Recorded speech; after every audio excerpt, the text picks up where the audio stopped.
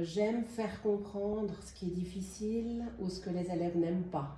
En informatique, quand mes élèves me disaient « Madame, je déteste Excel », je disais « Yes ». Mais que chacun arrive à son plein potentiel dans tous les dons qu'il a et qu'il trouve sa place en fait quelque part dans la société après et qu'on en fasse un adulte solide. Ça c'est le but en fait de l'école. Et quand j'ai trouvé Phonocolor, je me suis dit qu'il y avait deux avantages, c'est que vous aviez l'aspect, beaucoup plus l'aspect phonologique, et ça nous manquait. Et puis vous étiez à Lausanne, et puis donc il y avait des gens sur place qui avaient fait une étude. Chères spectatrices, chers spectateurs du podcast de Motifs haut en couleur, bienvenue dans notre prochain épisode. Notre invitée d'aujourd'hui, c'est Nicole Rosset, c'est l'enseignante d'informatique et responsable pédagogique à l'école de la Bergerie. C'est une des écoles privées dans le canton de Vaud. Nicole Rosset est responsable pédagogique depuis plus de 14 ans et elle est ingénieure de l'EPFL en mathématiques et informatique. Vous avez aussi travaillé à l'Université populaire de Lausanne. Vous avez enseigné là-bas, mais vous aviez aussi d'autres responsabilités pour des équipes et pour le parc informatique. Et puis, vous êtes aussi ingénieure informatique indépendante. Et en tout, vous avez 35 ans d'expérience, même plus, dans l'enseignement. Oui. Voilà, d'où ma première question. Qu'est-ce qui vous a amené dans l'enseignement? Comment ça se fait? Et quels sont vos défis préférés dans le métier? Alors, en fait, je crois que j'ai toujours voulu être enseignante, mais étonnamment, en fait, j'ai fait des études à l'EPFL. J'ai fait des maths et puis j'ai fait maths orientation informatique. À l'époque, il n'y avait pas encore de section informatique à l'EPFL. Mais à l'époque, il y avait deux sections maths, une à l'Uni, une à l'EPFL, et il fallait faire l'Uni pour être prof. Mais j'ai quand même fait l'EPFL et à la fin, si je voulais faire ce qui s'appelait le séminaire pédagogique, je devais avoir fait l'Uni et donc je devais encore faire une année de plus. Et puis je me suis dit que non, ça suffisait. Si au bout de 4 ans et demi d'EPFL, je devais encore refaire une année de maths pour enseigner des fractions, c'était quand même un peu du temps perdu. Donc je suis partie dans l'industrie faire du développement informatique, mais je savais qu'au fond de moi, c'était l'enseignement qui était ma vraie passion, mais j'avais du plaisir aussi à travailler pour la vraie vie et pas rester simplement dans le milieu de la formation et dans le milieu des écoles. Et donc au bout de quelques années de travail, j'ai été contactée par le responsable de l'Université populaire de la section informatique des cours et qui m'a dit qu'il cherchait quelqu'un pour donner un cours d'informatique et j'ai dit ah oui, avec grand plaisir. Donc j'ai travaillé pour l'Université populaire plus d'une vingtaine d'années, puis après j'ai changé de structure d'enseignement pour adultes, mais j'ai toujours enseigné les adultes après encore, mais plutôt les étudiants dans une filière professionnelle. Et j'ai encore fait ça pendant pas mal d'années. J'ai arrêté il y a quelques années en arrière maintenant de donner, mais c'était des cours du soir. Donc, et parfois j'ai donné plusieurs cours par semaine qui se rajoutaient à mes journées à l'école et puis à ma famille. Donc c'était lourd, mais j'aimais ça. Et en fait, quelque part, j'ai fait après un brevet fédéral de formateur d'adultes. Donc j'ai fait les 5 modules pour avoir le brevet, ce qui donnait un peu de légitimité à ma posture d'enseignante. De pas juste être, de pas juste être ingénieur, mais d'avoir aussi la formation pédagogique qui permet d'être enseignant. Et quels sont les défis que vous aimez dans le métier? Qu'est-ce qui vous passionne là-dedans? Alors, dans l'informatique, et j'ai aussi pas mal enseigné les maths dans les écoles dans lesquelles je travaille. J'ai travaillé et je travaille encore. Là, ces temps, j'enseigne plus que l'informatique à l'école, mais j'ai pas mal enseigné les maths. J'aime faire comprendre ce qui est difficile ou ce que les élèves n'aiment pas. Donc mon défi, c'est lorsque les élèves me disent « Madame, je déteste les maths » ou typiquement en informatique, quand mes élèves me disaient « Madame, je déteste Excel », je disais « Yes !» Je vais vous prouver que les maths c'est bien ou que Excel c'est sympa et vous allez aimer, vous allez voir. Alors je ne dis pas que c'est 100% de réussite parce que ce serait trop simple, mais je crois que quand on est passionné et qu'on s'enthousiasme soi-même vis-à-vis de certains concepts ou certaines façons de faire ou certains résultats qu'on obtient, on arrive à emmener la classe avec. Et typiquement, en Excel, j'ai eu pas mal d'élèves qui à la fin venaient me dire, ben, en fait, on a aimé votre cours et puis on regrette que ça soit déjà fini. Et puis en maths, il y a eu quand même pas mal d'élèves qui décrochaient et qui me disaient, ah mais j'ai enfin compris les maths. Et typiquement des grands, quand on fait du calcul littéral avec des X et tout ça, il y en a qui paniquent parce que l'abstraction c'est difficile et ils veulent toujours mettre des chiffres et pas des X parce que c'est plus simple. Et quand ils ont enfin compris à quoi ça sert, tout à coup on voit une lumière dans leurs yeux puis ils disent Madame j'ai compris, donc voilà, on vit des moments incroyables. Donc ça c'est ce qui m'habite. L'échec et le décrochage, on va encore reparler, c'est un sujet intéressant en soi, j'ai l'impression. Oui. Est-ce que vous pensez que l'élève qui dit je déteste, c'est mieux que l'élève pour qui c'est égal, qui est ennuyé ou littéralement absent Je pense qu'au final c'est peut-être plus facile l'élève qui déteste. J'ai aussi parce qu'on a un point d'accroche et on peut aller le chercher quelque part, tandis que l'élève qui n'a pas d'intérêt, on n'a pas tellement de prise sur lui. Exactement, j'ai aussi l'impression parce que c'est déjà les émotions fortes, il faut les tourner en positif, mais elles sont déjà là. Elles sont déjà là. Et il y a quelque chose, voilà. En fait, amour, haine, parfois c'est les deux versants d'une même pièce, mais la pièce est là. Donc il faut juste accrocher l'élève et lui montrer qu'en fait non, c'est pas si compliqué que ça. Ouais, ça c'est la passion des élèves. Et maintenant la passion des enseignants et des enseignantes. Parce qu'on dit souvent qu'enseigner, c'est surtout quand on est passionné par le métier, qu'il faut être passionné par le métier, on le dit souvent comme ça. Moi, ça fait aussi longtemps que je suis dans l'enseignement et dans des discussions assez sincères avec certaines enseignantes et enseignants que moi j'ai eus et qui sont des enseignants-enseignantes avec une majuscule pour moi, il est arrivé que ces personnes avouaient que au bout d'un moment, il y a des moments où la passion elle est plus là, il y a plus la fatigue, un certain épuisement. Est-ce que vous aviez eu aussi des moments de creux comme ça, quand vous aviez plus cette énergie? Est-ce que ça vous est arrivé? Alors, je dois dire pas souvent, mais je me rends compte que c'est en train de venir petit à petit. Il faut dire que normalement, je devrais être à la retraite depuis 1 an et demi et je continue toujours. Et je me rends compte que je ressens parfois un peu de lassitude. Et puis, je pense que j'ai un peu moins de patience avec les élèves. Donc, c'est pour ça que je suis que j'ai remis mes responsabilités pédagogiques petit à petit à 2 collègues, mais que je travaille encore avec elles pour continuer le conseil pédagogique. Mais je suis petit à petit en train de me retirer parce que je me rends compte que il y a une certaine usure qui s'installe. Et puis le fait de répéter les mêmes choses très souvent et tout ça, j'ai un peu moins de patience qu'avant, je reconnais, oui. Ouais.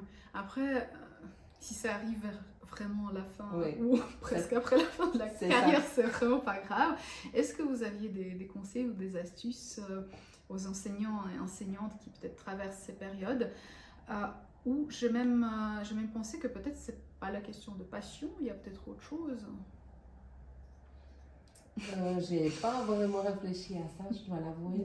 Non, je crois que je suis quelqu'un d'entier et quand je crois dans quelque chose, je donne le maximum, donc ça m'habite.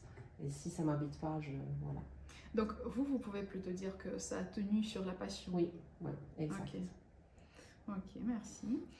Maintenant, nous, on a fait connaissance quand vous avez vu l'article sur nous à Lausanne Cité. Oui, voilà, c'est Phonocolor qui a attiré votre attention, votre curiosité. Est-ce que vous pourriez expliquer pourquoi ça vous a intéressé? Alors, en fait, on s'est rendu compte petit à petit qu'on avait de plus en plus d'élèves à l'école, de petits élèves qui arrivaient chez nous depuis le début et qui avaient de la peine à apprendre à lire.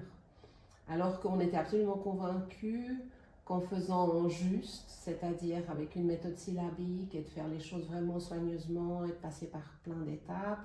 Et puis on fait aussi du Montessori avec des lettres rugueuse, avec plein de choses, avec du sable. Enfin voilà, on a des méthodes voilà, que j'estime adéquates. Et puis on était sûr qu'avec ces méthodes-là, on arriverait. Et on se rend compte que même si on enseigne comme ça depuis tout petit et qu'il n'y a pas eu d'autres intervenants que nous, et ben, il y a des élèves qui peinent vraiment à décrocher de la lecture. Donc je me suis vraiment posé la question de savoir est-ce qu'on pourrait faire mieux ou est-ce qu'il y a quelque chose qu'on fait faux.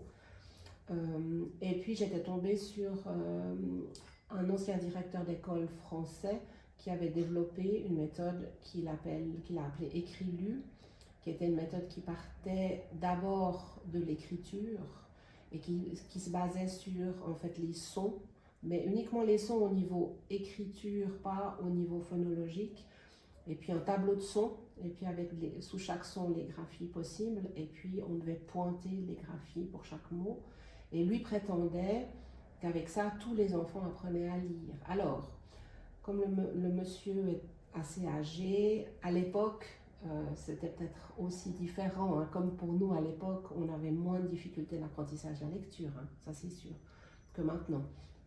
Mais je me suis dit que c'était intéressant en fait d'arrêter de dire A c'est la lettre A et ça se prononce toujours A, parce que y a plein de A qui ne se prononcent pas A, et puis peut-être bien que cette approche-là ne correspond pas à des enfants qui s'accrochent un peu aux lettres, qu'on écrit d'abord plutôt qu'au son, et travailler d'abord sur le son. Et je pense que de toute manière, on ne travaillait pas assez le son d'abord.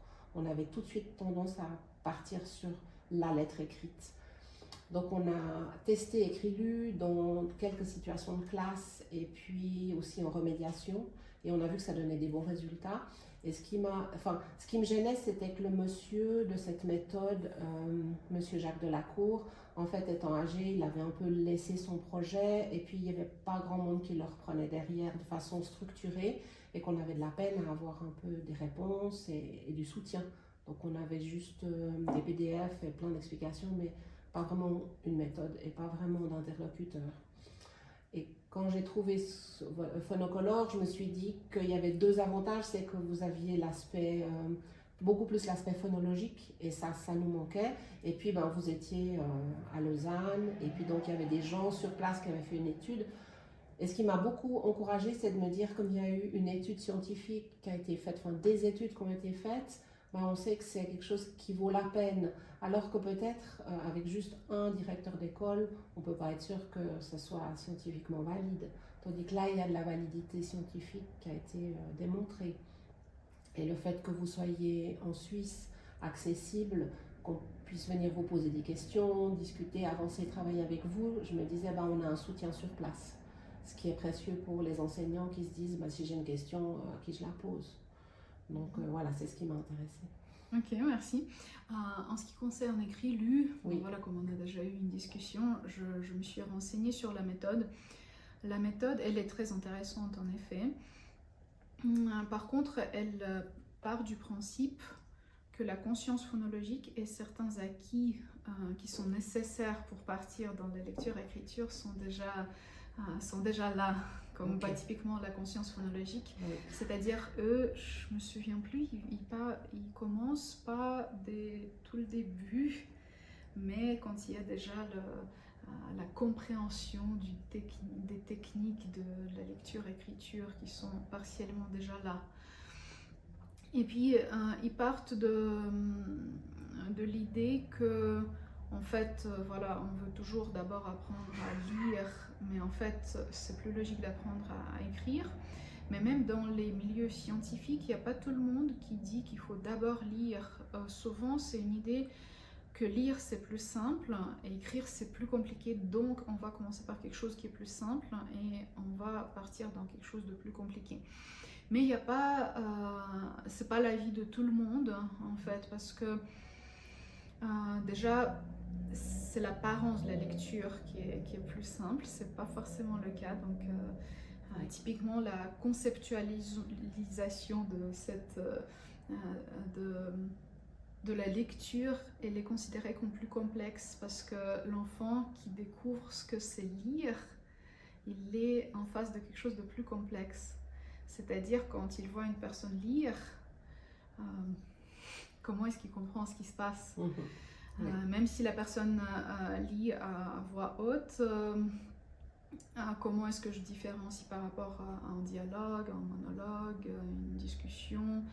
Et puis il n'y a pas de trace, tandis que quand on écrit, il y a une trace qui reste, donc il y a un geste, enfin, c'est plus facile à comprendre ce qui se passe.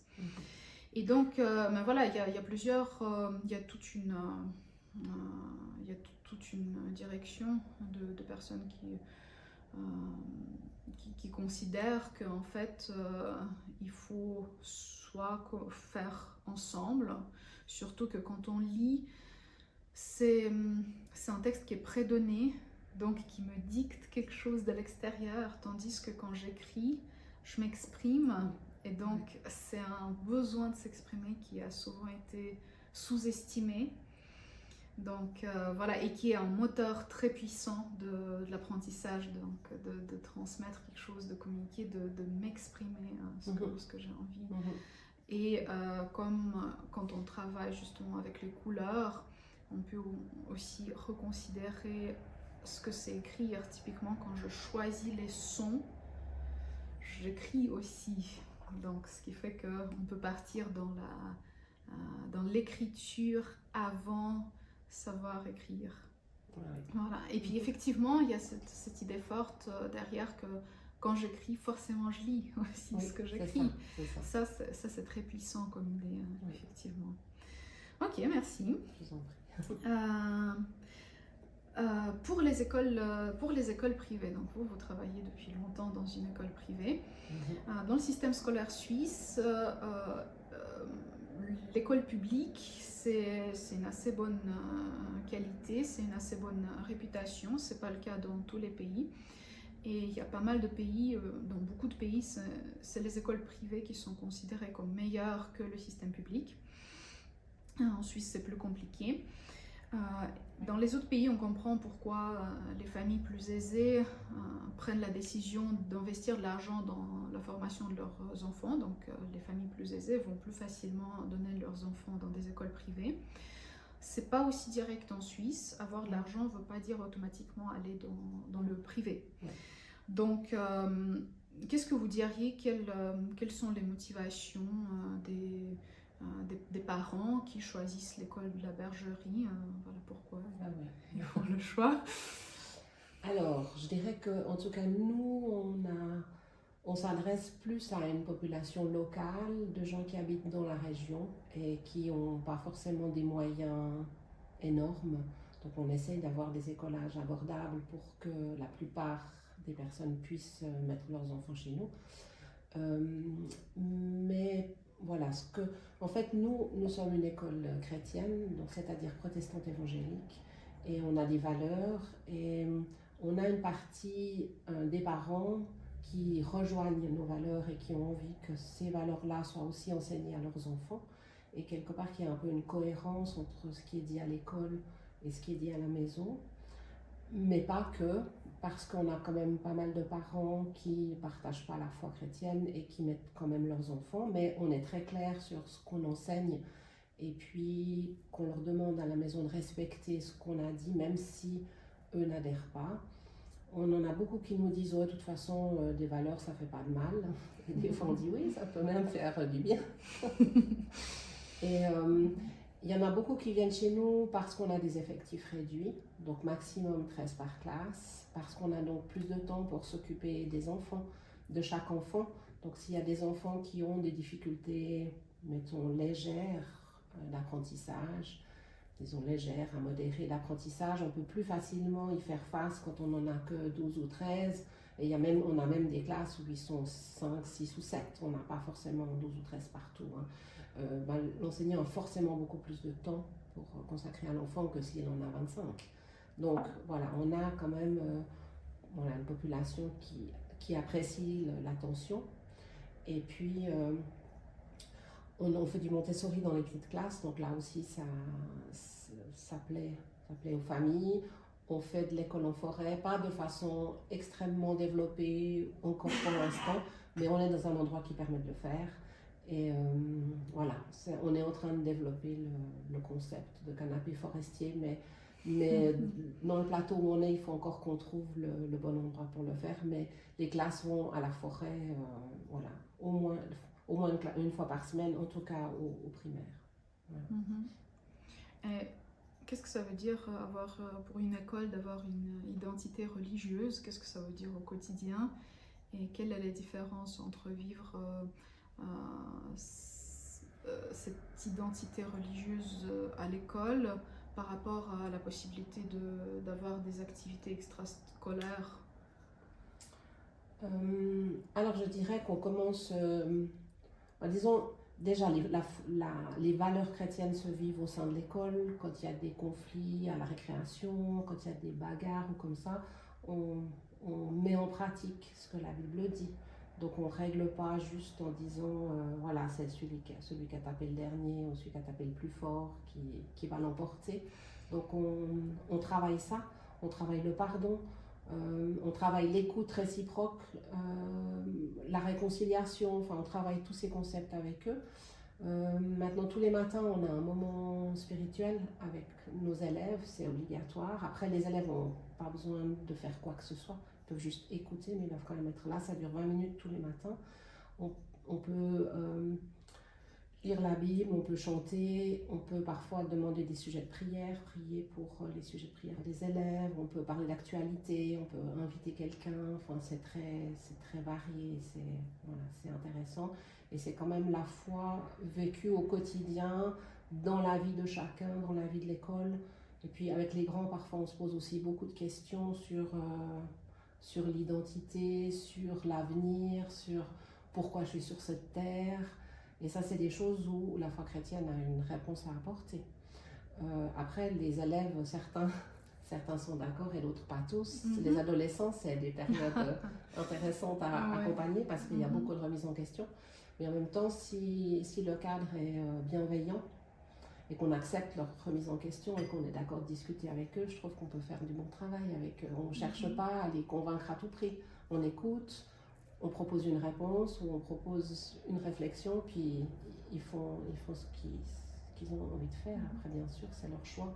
Mais voilà, je crois que dans l'école, il y a beaucoup de bienveillance, beaucoup d'écoute, du temps pris avec chaque enfant, la valorisation de chaque enfant dans son potentiel, dans ses dons, même si ses dons, ce n'est pas forcément français, maths, allemand, anglais, ça peut être autre chose son don. Et on essaie de valoriser ça aussi et de ne pas mettre que l'accent sur les matières scolaires. Donc voilà, et puis dans les cours, il arrive quand même souvent qu'on réfléchisse en disant, ben voilà, comment est-ce qu'on comprend ce qui se passe dans le monde avec une perspective chrétienne.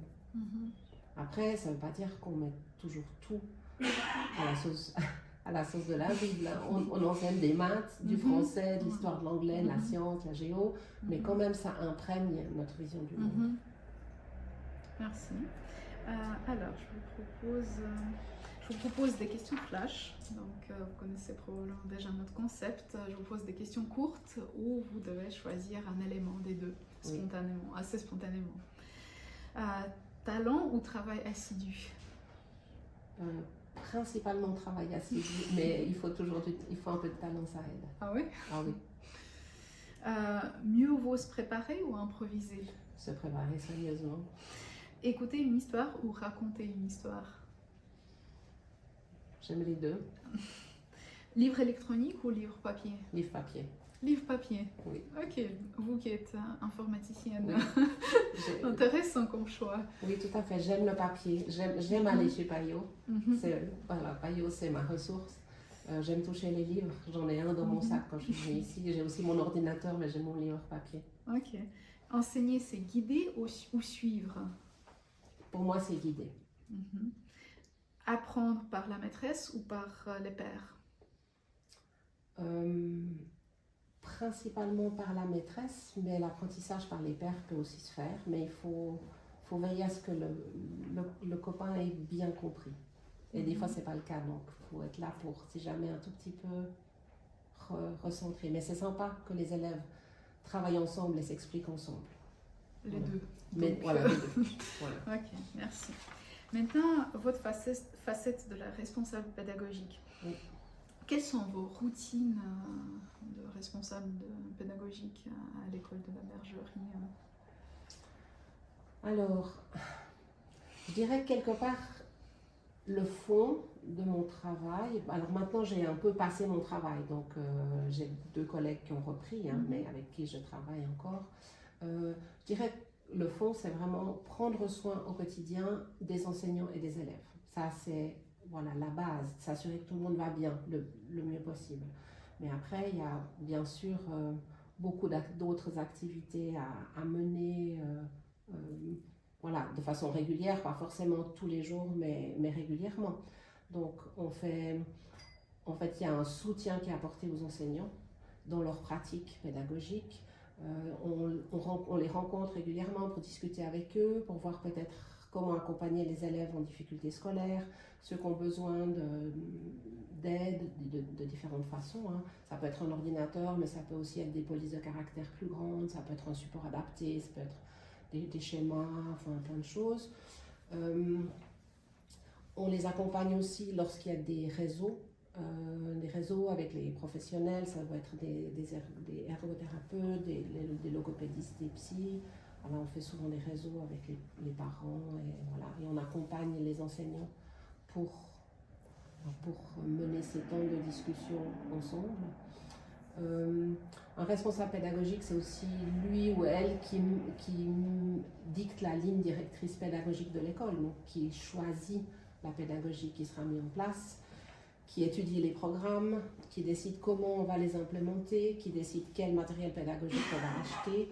On a la chance de pouvoir choisir nos moyens d'enseignement. Ça veut dire que chaque fois que ceux du public, on les trouve bons, on les prend parce que c'est plus simple, parce que c'est plus facile. Mais lorsque ce n'est pas le cas, on a le choix d'en prendre d'autres.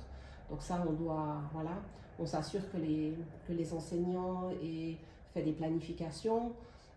On regarde régulièrement les notes des enfants, on contrôle les bulletins scolaires. Après, il y a toute la partie aussi où on participe à l'embauche des nouveaux enseignants. On décrit les cahiers des charges de l'enseignant qu'on cherche. On participe parfois aussi aux entretiens avec les parents. S'il y a des enjeux particuliers avec la scolarisation d'un enfant, on participe à l'entretien juste pour voir si la structure qu'on propose est adaptée aux besoins de l'enfant. Voilà, donc notre tâche au quotidien, elle est très vaste. Il y a tout un volet aussi où on essaie de prévenir les abus dans l'école. On fait des formations sur tout plein d'abus possibles.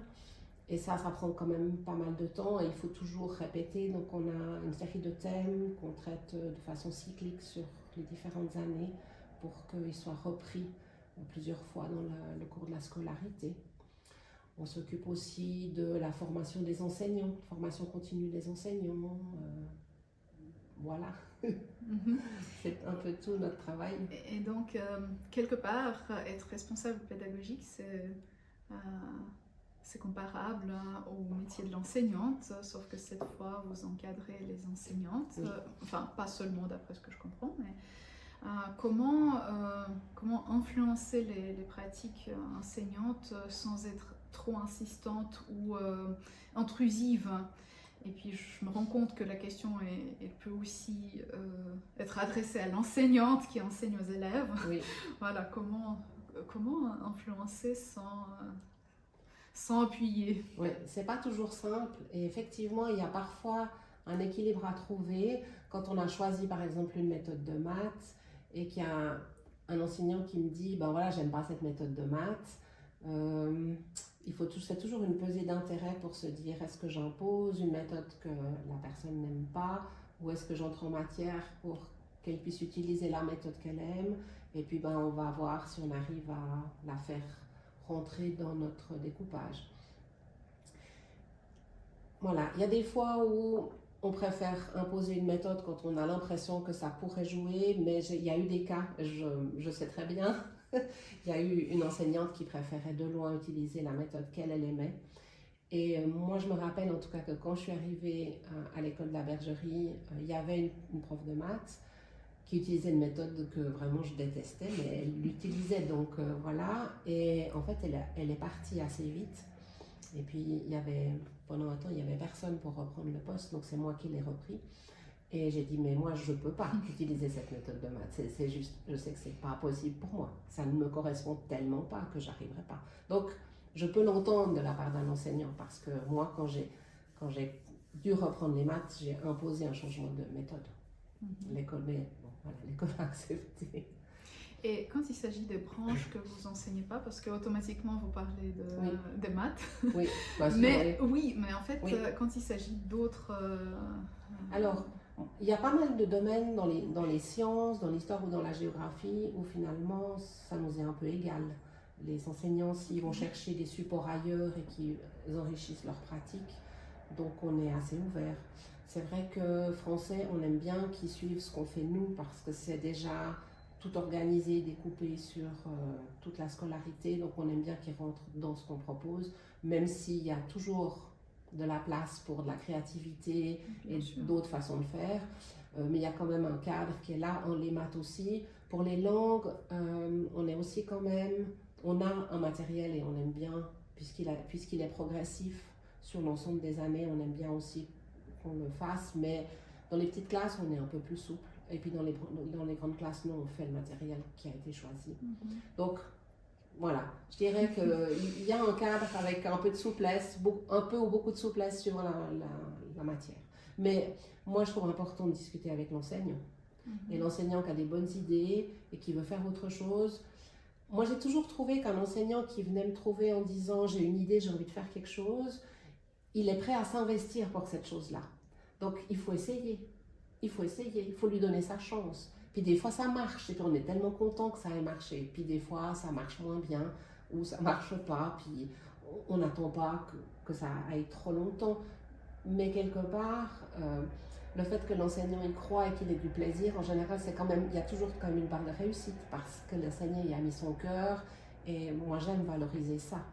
Et puis des fois, on reprend, on transforme, on améliore et puis on grandit avec l'idée et puis elle se développe. Voilà, donc voilà, moi j'aime accepter des propositions. Ouais, là quand vous avez expliqué, j'ai pensé au fait que, à ma connaissance, les recherches ne prouvent pas d'effet significatif de la méthode, que l'effet qui influencerait les résultats, c'est plutôt l'enseignant, l'enseignante, la personne qui enseigne. Et ça, pour l'instant, ça n'a pas été prouvé que telle méthode influençait directement les résultats des élèves. Et donc, j'ai l'impression que ce que vous dites, ça confirme. Oui, c'est ça. Et puis, je pense que c'est ça aussi qui explique qu'une personne peut très bien utiliser la méthode qui est détestée par une autre personne. Oui, exact, tout à fait. Ok. Voilà, pour la question de la réussite scolaire, comment est-ce qu'on peut la définir tout d'abord? C'est quoi la réussite scolaire? Ou l'échec scolaire? J'aimerais juste peut-être proposer une définition un petit peu plus large. À l'école, on a une vision qui est la suivante. Notre vision, c'est amener chaque élève à son plein potentiel humain, intellectuel, relationnel et spirituel pour qu'il devienne un adulte équipé, affermi, fiable et engagé.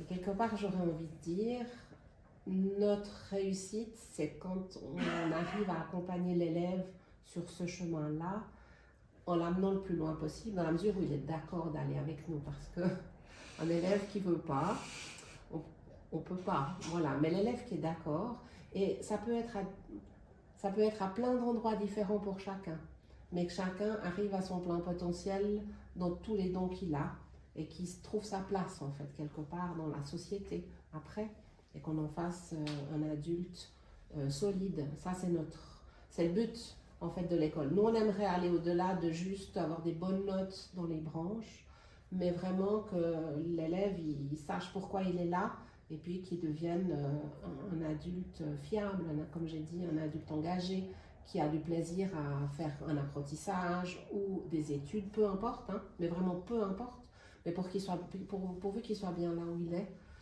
pour nous, ça c'est la réussite. Voilà. Et qu'est-ce qu'on peut faire contre l'échec scolaire ou contre le décrochage scolaire? Et est-ce que c'est possible? Ou Alors, c'est irréversible? non, je ne pense pas que c'est irréversible. J'espère pas. Mais... Non, mais je ne pense pas non plus qu'il y a de solutions très faciles ou toutes faites. Je dirais peut-être, on essaie d'examiner plusieurs axes. D'abord, on prend beaucoup soin de chaque élève. Et on prend du temps à discuter avec chaque élève et puis à voir où il en est. Et lorsqu'il y a certaines manifestations parfois de découragement ou de colère ou de plein de choses différentes, on essaye d'aller voir ce qui se cache derrière et pas juste de punir l'action. Parce que des fois, derrière la colère, derrière du découragement, il y a plein d'autres choses et on ne le voit pas. Et on punit la manifestation au lieu d'aller chercher les causes. Donc ça, on est assez attentif à chercher un peu. Et comment rejoindre l'élève et puis après de l'accompagner au mieux. On travaille aussi avec les parents. Quand on se fait du souci pour un enfant, on travaille avec les parents. Et je dirais qu'à l'école, un des outils qu'on a mis en place et qui me semble être le plus profitable pour les classes 8 à 11, c'est qu'on fait du coaching avec eux. Alors, on a une série d'enseignants qui ont été, donc les enseignants de l'école, qui ont été formés au coaching par une coach professionnelle qui travaille d'ailleurs avec nous. Hein. Et puis, tous les enfants de 8 à 11 sont pris par un coach ou une coach 20 minutes tous les 15 jours. Et en fait, cette coach ou ce coach, il est vraiment là pour l'élève. Et il se consacre à l'élève et quelque part à défendre ses intérêts. Ça veut dire que si l'élève dit un prof me maltraite, ce qui j'espère n'est pas trop souvent le cas chez nous, mais voilà, je donne un exemple, hein, ou un autre élève me maltraite, ou voilà. Ça peut être une impression aussi. Ça peut être une impression, voilà, tout à fait. Alors, en fait, on va accompagner l'élève, parfois même jusqu'à aller parler avec soit l'autre enfant, soit l'enseignant. Le coach, il est là pour défendre l'élève et pour l'accompagner, tout ça. Après, des fois, on se rend compte que c'est pas vrai, donc on accompagne aussi la réflexion. Mais quelque part, il n'a pas une posture de prof qui dit « t'as pas fait ton devoir d'allemand ». C'est pas du tout ça. Même si le coach, c'est par hasard le prof d'allemand, il n'est pas là du tout pour faire ça. Il est là pour discuter. Et puis en fait, c'est l'élève qui fixe ses objectifs chaque trimestre en disant, ce trimestre, j'aimerais travailler ça. Alors ça peut être la relation avec les copains, ça peut être l'organisation des devoirs, ça peut être plein de choses. Hein. Voilà, ça peut être l'ambiance dans la classe, ça peut être les relations avec un autre adulte parfois même, enfin n'importe. Hein. Et puis, on cherche des moyens, 15 jours après 15 jours, avec des petites astuces en disant, mais qu'est-ce qu'on pourrait essayer, qu'est-ce que tu penses?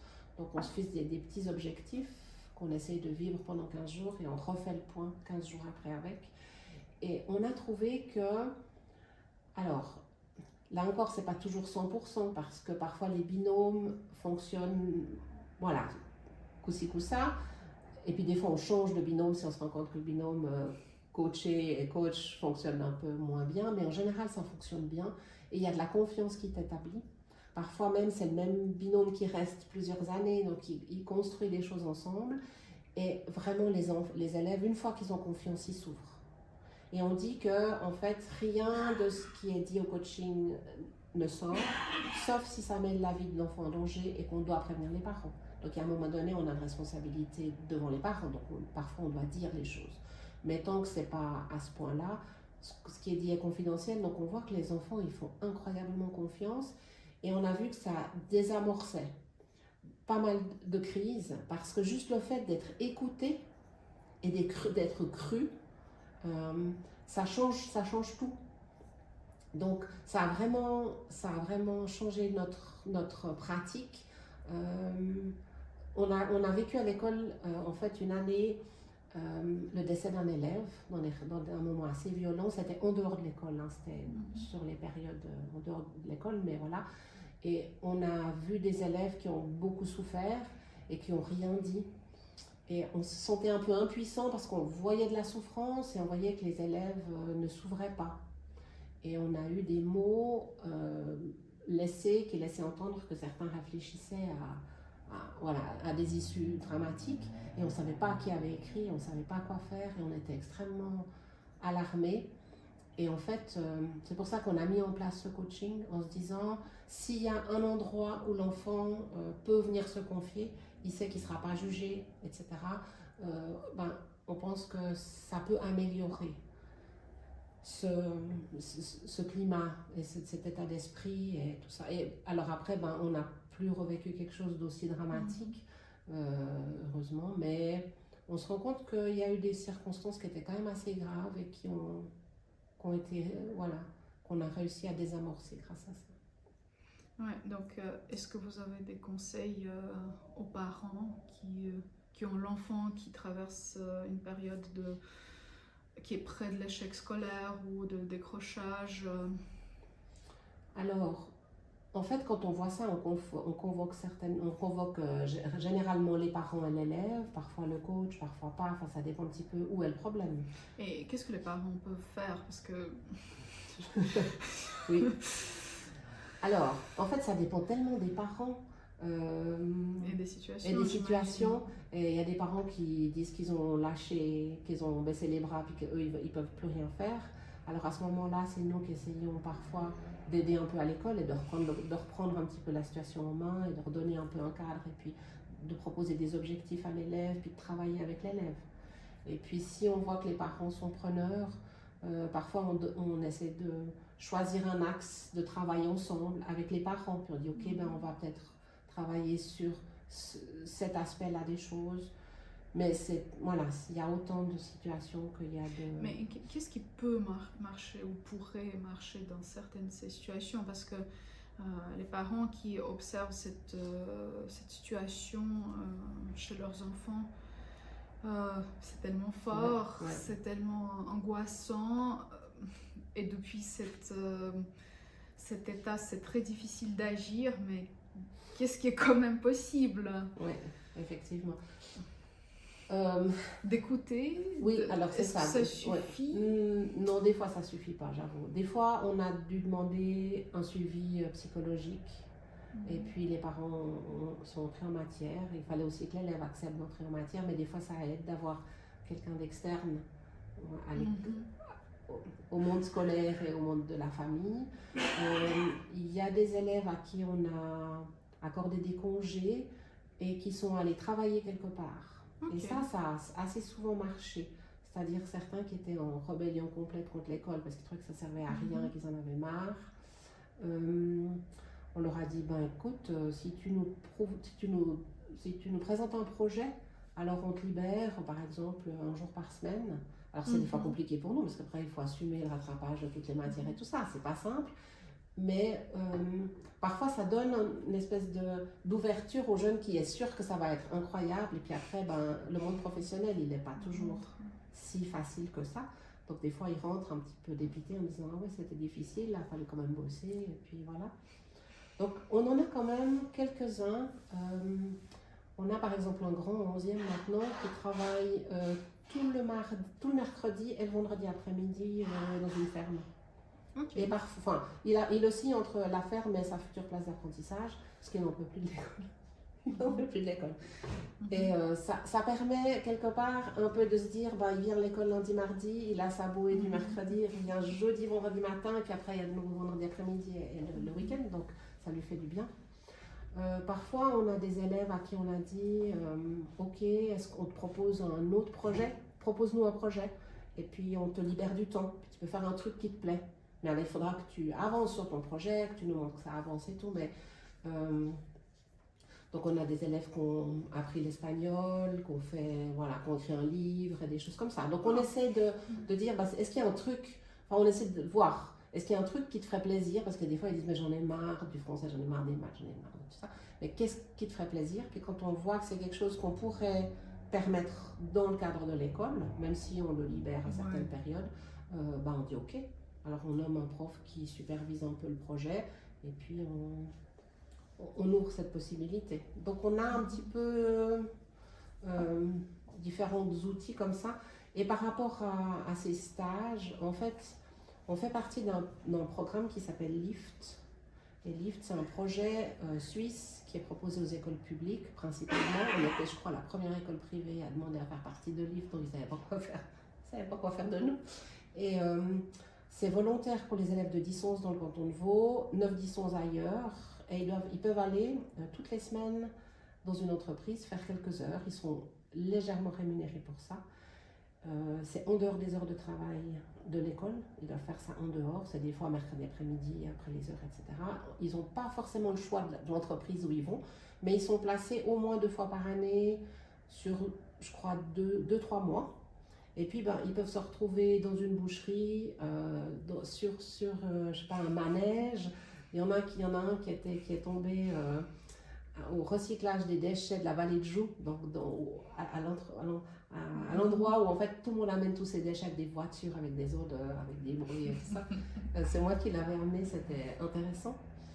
Voilà, donc ils ne savent pas où ils tombent, mais on a vu des belles choses se passer parce qu'en fait ils prennent conscience de ce qu'ils ont besoin de savoir faire. Et puis on a trouvé des patrons qui étaient incroyablement gentils avec nos jeunes, puis qui les accompagnent, qui leur expliquent, qui les forment. Et on a eu pas mal d'élèves qui sont ensuite retournés après coup, parfois pendant leurs vacances, pendant leurs week-ends. Okay. Il y en a qui sont allés faire les inventaires, par exemple, de fin d'année dans les entreprises, en disant on a besoin de main-d'œuvre, on a vu que tu bossais bien, tu voudrais pas revenir, tout ça. Donc ça leur donne un petit peu une idée de ce que la vie professionnelle, elle est pour de vrai, plutôt que parfois ce qu'ils imaginent. Et puis comme on ne leur laisse pas le choix, ils ne peuvent pas aller forcément là où ils aimeraient aller, mais ils découvrent plein de métiers, puis ils se disent « Ah oui, quand même, c'est comme ça, cette réalité professionnelle, c'est ça ». Donc voilà, il y a des fois des belles découvertes, et puis des fois des découvertes un peu cruelles, parce qu'il y a des élèves qui, dans le milieu de la restauration, ont massivement souffert, parce que c'est des métiers durs. Et puis ils n'avaient pas du tout l'habitude, et puis voilà, ils n'ont pas été très bien traités. Donc c'était difficile pour eux. Alors c'est un peu dur quand ils sont jeunes, parce que déjà pour les apprentis c'est dur, mais pour des plus jeunes, vu qu'ils sont en 10-11, ils ont 14-15 ans, c'est dur. 13-14-15 ans, mais c'est bien. C'est bien. Merci pour ces réflexions. Maintenant, c'était pas facile. Je retourne maintenant ma question. Qu'est-ce que les parents et les enseignantes peuvent faire pour soutenir la motivation et l'envie de travailler à l'école de l'enfant? Quand tout va bien, qu'est-ce qu'on peut faire pour que ça ne s'effondre pas, pour que ça continue comme ça? Donc là, on a parlé de l'échec, mais quand ça va bien, comment est-ce qu'il faut maintenir ça? Oui, c'est pas évident, hein. C'est pas parce que ça va bien que... C'est pour ça que je pose la question. et des fois, il faut qu'on prenne soin des élèves qui vont bien, parce que des fois, on se dit, bon, ils vont bien, ça va bien, mais non, c'est pas forcément le cas. Je pense que pour les parents, ça vaut la peine d'être à l'écoute, ça vaut la peine de toujours garder le dialogue, quoi qu'il se passe, quoi que dise le jeune, de leur donner un peu aussi de maintenir un cadre. Moi, j'ai été assez stricte, donc je suis assez carrée, de donner un cadre assez précis pour qu'ils sachent où est la limite du cadre et pas que le cadre soit mouvant, mais qu'en même temps, on laisse un peu de liberté d'expérimenter, parfois de se tromper, de faire ses erreurs. Voilà, mais c'est pas simple, effectivement. Je pense que le cadre, c'est une bonne idée qui est peut-être sous-estimée de nos jours, parce qu'on est plus, on apprécie plus les idées de la liberté, mais en fait, quand il n'y a pas de cadre, la liberté, on ne sait pas ce que ça veut dire. Exactement. Et quand il y a un cadre clair, et on sait pourquoi elle est là et comment elle est, c'est plus facile aussi de savoir ce que c'est la liberté et puis de dépasser le cadre quand c'est nécessaire. Mais moi, je suis tout à fait d'accord avec vous que le cadre, c'est très important. Et je me rends compte qu'une partie de nos élèves, en fait, ils nous provoquent juste pour trouver le cadre. Et je crois que le fait de le trouver, ça veut dire qu'ils savent qu'on les aime et qu'on a fixé des limites. Enfin, on les aimera de toute façon, mais on a un cadre. Et qu'il y a un moment donné où jusque-là on est d'accord et après on n'est plus d'accord. Et il sait que s'il le fait, parce qu'il l'essaye plein de fois, il voit que c'est constant, donc il se dit bon bah voilà, le cadre est là. j'ai une illustration qui est incroyable, mais je ne l'ai pas là. C'est une plaine comme ça, mais qui est quand même un peu limitée, et on voit des chevaux dessus. Et puis après, on voit la même plaine avec en fait des barrières autour, et toujours les mêmes chevaux dessus. Puis on dit, où est-ce que vous pensez que les chevaux sont le plus heureux? Puis tout le monde dit, là où il n'y a pas de barrière, parce qu'ils peuvent courir où ils veulent. Et puis après, on voit en fait, quand on dézoome, on voit que ce plateau qui est quand même assez grand, c'est le sommet d'une énorme montagne, mais qui ensuite descend raide de chaque côté. Et en fait, l'angoisse du cheval qui court sur le sommet d'une montagne, qui ensuite descend abruptement, c'est qu'il ne sait jamais quand il devra s'arrêter, quand ça sera trop tard. Alors que s'il y a la barrière au bord, il sait qu'il peut se taper dans la barrière, mais qu'il ne tombera pas. Ouais. Donc en fait, ça le rassure. Donc le meilleur endroit pour le cheval, c'est le sommet de la montagne qui est clôturé, et pas celui qui est comme ça, sans clôture. Et je pense que c'est la même chose pour les enfants. Ils sont désécurisés parce que souvent chez eux, et nous on a vu 2-3 exemples dramatiques d'incohérence familiale au niveau pédagogique. Les parents qui essayent un peu tout, qui essayent d'acheter les enfants, qui essayent de les récompenser, qui un jour punissent tout, puis après le lendemain punissent rien du tout. Enfin, l'incohérence éducative est dramatique sur les enfants.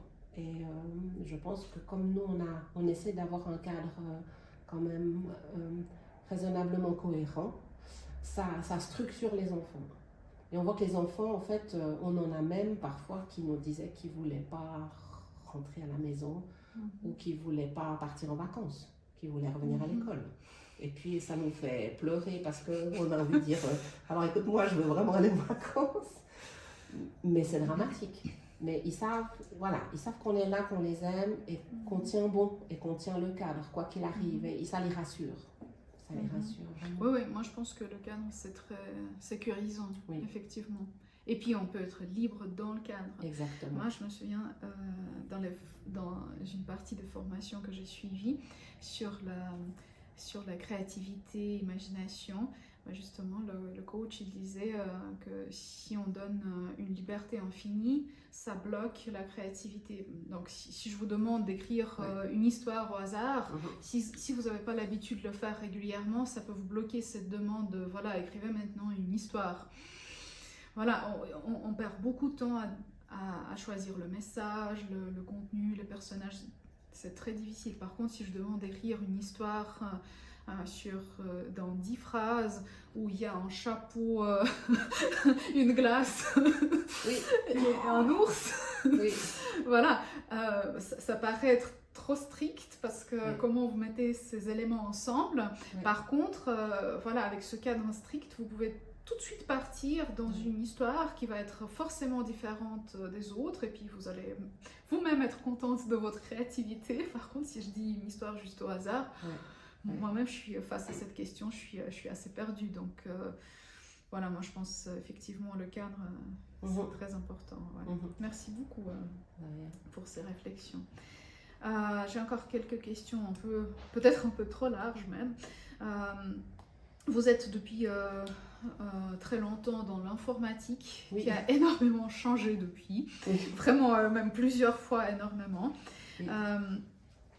Qu'est-ce qui a changé dans l'enseignement de l'informatique? Je suis consciente de la taille de la question, mais peut-être vous... Alors je dirais qu'il y a peut-être 2 parties à la réponse. C'est que les outils ont beaucoup évolué. Donc on doit s'adapter aussi aux outils. Donc je dirais, chaque fois quand il y a des nouveaux outils qui sortent, par exemple je pense au montage vidéo, j'ai fait du montage vidéo avec mes élèves au début avec des logiciels très difficiles à utiliser parce qu'il fallait tout paramétrer, c'était pas intuitif, il y avait plein de volets à gauche à droite, des paramètres partout, puis je disais oui vous cliquez là, puis vous changez cette valeur, puis après vous cliquez là, puis c'était compliqué. Et puis maintenant, il y a des logiciels comme CapCut qui font beaucoup de choses pour vous. Et alors, on n'arrive pas à obtenir tout à fait parfois autant de finesse dans le rendu qu'on aimerait. Par exemple, on ne peut pas forcément choisir si facilement où est-ce qu'on fait un zoom et où est-ce qu'on dézoome, etc. Ce qu'on pouvait faire plus facilement avec les logiciels plus complets, mais c'est tellement plus facile à faire en quelques jours ou quelques heures une magnifique vidéo que ça vaut la peine. Donc il faut s'adapter en tant que prof sans arrêt aux nouveaux outils. Je dirais que de nos jours, il y a beaucoup plus d'outils intéressants, par exemple les ludiques pour apprendre de la programmation. Donc ça, j'en fais beaucoup et j'aime bien. Et puis ça, je pouvais moins faire avant parce qu'on avait moins l'accès à des programmes sympas. Pas trop prise de tête pour moi, la prof. Voilà, des choses qui sont déjà toutes faites et puis il suffit juste d'entrer dans le programme qui est proposé. Maintenant, je dirais que au niveau de la façon d'enseigner les contenus, mais ça rejoint un petit peu ce que je pourrais dire dans toutes les branches, c'est qu'on ne peut plus tout à fait enseigner comme on enseignait avant. Et quand je me rappelle autrefois ce que je demandais quand j'ai commencé à enseigner l'informatique, je leur donnais une tâche très vague, puis je leur disais, voilà, débrouillez-vous, je veux ça, ça, ça, voilà. Et maintenant, je suis obligée en général de leur dire, vous ouvrez le logiciel Intel, vous ouvrez un nouveau document, vous préparez ça, ça et ça, ensuite vous faites une mise en page, ensuite ceci. Et puis quelque part, je dois détailler la marche à suivre parce que je trouve qu'on a une majorité d'enfants qui était autrefois une minorité, une petite minorité, maintenant c'est quand même une plus grande majorité d'enfants.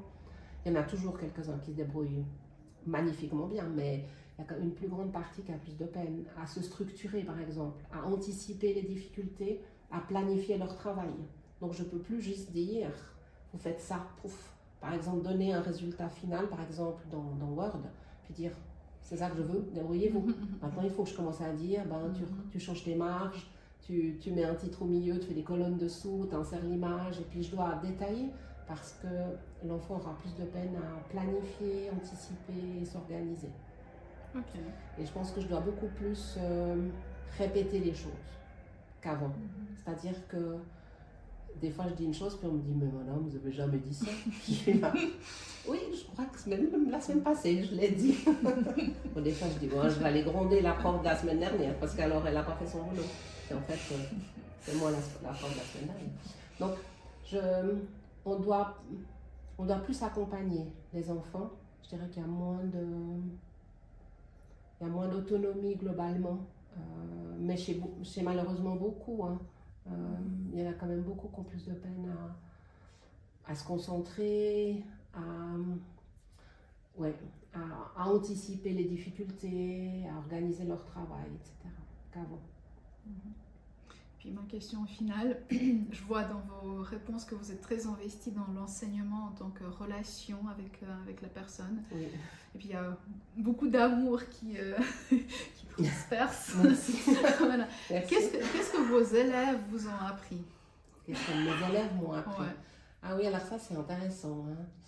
Ils m'ont appris l'humilité, je pense, vraiment. Ils m'ont appris la patience. Ils m'ont appris l'humilité parce que, d'abord parce que des fois je me trompe. C'est trop drôle quand tu as un petit qui lève la main et qui dit « Maîtresse, c'est pas juste ». Je suis toujours très contente quand ça m'arrive. Alors je suis là, ah bon? Et puis des fois, ah ouais, t'as raison. Puis des fois non, puis des fois oui. Mais il faut savoir. Ou bien alors l'élève qui dit « Mais moi j'aimerais bien faire autrement ». Et puis des fois ça me casse un peu les pieds. Parce que par exemple, je sais que ça marchera pas. Mais il ne faut pas lui dire que ça ne marchera pas d'entrée, puis lui rogner les ailes d'entrée. Donc des fois, ça dépend. Des fois, je dis, écoute, on peut essayer plus tard. Ou bien je dis, écoute, nous on fait ça, puis toi tu essaies. Puis comme ça, dans 10 minutes, on regarde chacun si on arrive au même endroit, puis comme ça on pourra juger. Mais des fois, ils y arrivent. Il y a eu des cas où je disais, non, on ne peut pas. Puis l'élève me dit, je peux quand même essayer. Je dis, bien sûr, essaye. Puis à la fin, il me dit, j'ai réussi. Il était trop fier et ça m'a fait trop plaisir. Donc, faut être humble et puis se dire qu'on ne sait pas tout. Savoir dire la leçon suivante qu'on s'est trompé, par exemple, je vous ai dit ça, mais ce n'était pas juste. Parfois, quand quand je manque de patience et puis que je m'énerve un peu, ce qui, j'espère, n'arrive pas trop souvent, mais quand même, je vais vers l'élève et puis je lui présente mes excuses. Je lui dis, je suis désolée, je t'ai mal répondu, ou bien je t'ai maltraité, ou bien je n'ai pas été patiente avec toi. Ou alors, je me rends compte que je t'ai accusé, mais en fait, c'était ton voisin Puis c'est toi qui as pris parce que j'en pouvais plus. J'en pouvais plus de vous deux. Donc voilà, c'était pas ta faute. Donc je pense qu'il faut savoir aussi reconnaître ses fautes et puis se remettre en question. Et puis je dirais aussi chercher chaque fois comment transmettre ce qu'on veut, chercher ce qu'on veut transmettre exactement, puis comment le transmettre au mieux. Ok, merci. Pour ma part, j'ai fini. S'il y a Merci. encore quelque chose que vous vouliez dire, que j'ai pas demandé. Je dirais que j'ai pas mal repensé ma pratique depuis ces dernières années, parce que moi j'étais du genre à dire par exemple on compte le français dans des tests d'histoire, dans des tests de géo, parce que je suis une fanatique du français bien écrit. Donc je supportais pas qu'on rende un devoir, que par exemple tout était juste alors qu'il y avait 25 fautes de français dans le devoir. Et j'ai dû me remettre en question en disant mais qu'est-ce que je teste vraiment? Et si je teste l'histoire, je teste pas la grammaire, la conjugaison, parce qu'il y a des tests de français pour ça. Donc l'enfant qui a de la peine en français, il va être pénalisé à tous les tests à cause de moi et de mon intransigeance. Donc de se dire, bon, alors, je dois accepter de rendre aux parents un test qui a une bonne note avec plein de fautes d'orthographe. Donc s'il y a des mamans comme moi qui reçoivent ce test, elles vont hurler, puis elles peuvent venir me le dire. Mais je crois qu'il faut qu'on cherche, qu'est-ce qu'on cherche à transmettre et qu'on interroge ça. Et qu'on n'interroge pas la capacité de lire l'énoncé, par exemple. Ou même la capacité d'écrire la réponse. S'il peut me la donner par oral, finalement, hein, il y a des fois où ça va aussi. Donc il faut qu'on soit créatif pour entendre la réponse de l'élève qui est juste, même si elle prend parfois des formes ou des chemins un peu particuliers. Et ça, c'était là, je pense, la grosse révolution de ces dernières années. C'est une remise en question profonde de notre rôle, de l'évaluation et de l'adaptation qu'on fait de notre enseignement aux besoins des élèves. Ok, merci beaucoup Nicole Rosset. C'était un plaisir de discuter avec vous. Plaisir partagé, merci beaucoup. Merci.